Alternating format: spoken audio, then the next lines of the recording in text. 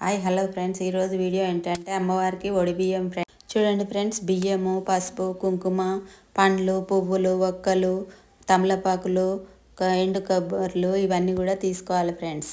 ఈ విధంగా చూడండి ఫ్రెండ్స్, కేజీన్నర బియ్యం అయినా 5 కిలోలన్నా వేసి ఇలా నెయ్యి కానీ నూనె కానీ పసుపు వేసి కలపాలి. చూడండి ఫ్రెండ్స్, ఈ విధంగా అయితే మనము 5 ముత్తైదువులు అయితే ఈ బియ్యాన్ని కలపాలి ఫ్రెండ్స్.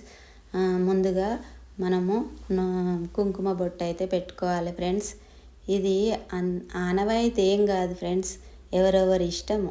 అమ్మవారికి బియ్యం సమర్పిస్తే అన్ని శుభాలే జరుగుతాయని మనము నమ్ముతాం కదా ఫ్రెండ్స్. అందుకని ఈ విధంగా అయితే మేము అమ్మవారికి బియ్యం కలుపుకుంటున్నాం ఫ్రెండ్స్.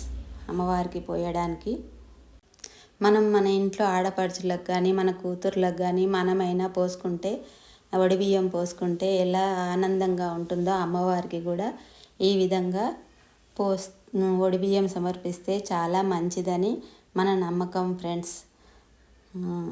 చూడండి, ఇంకా 5 అయితే మేము కలిపేస్తున్నాం ఫ్రెండ్స్. ఈ విధంగా ముట్టుకోవాలని చెప్తారు పిల్లలు. మేము కలుపుతామని చూడండి ఫ్రెండ్స్, అమ్మవారికి బియ్యం అయితే కలిపేసినాం కదా.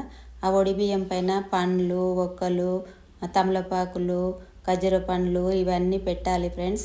ఈ విధంగా ఇంకా మాల కూడా తీసుకెళ్ళాలి, బట్టలు కూడా తీసుకెళ్ళాలి. ఒక బ్లౌజ్ పీస్ తీసుకొని అయితే ఇలా మడత పెట్టి బియ్యం మీద పెట్టాలి ఫ్రెండ్స్.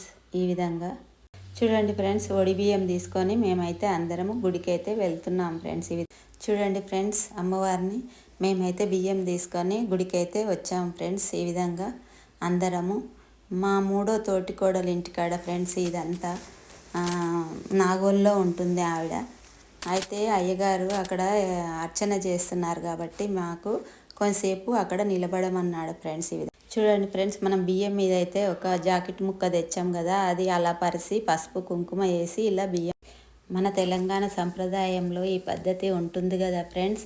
మనం పోసుకున్నా సరే బియ్యము, అమ్మవారికి పోసినా సరే 5 అయితే బియ్యము సమర్పించాలని మన తెలంగాణలో పద్ధతి ఉంటుంది కదా ఫ్రెండ్స్. ఈ విధంగా అయితే మేము 5 అయితే అమ్మవారికి బియ్యము సమర్పిస్తున్నాం ఫ్రెండ్స్. ఏమనుకోవద్దు ఫ్రెండ్స్, మీ అందరికీ తెలుసు బియ్యం ఎలా సమర్పించాలో.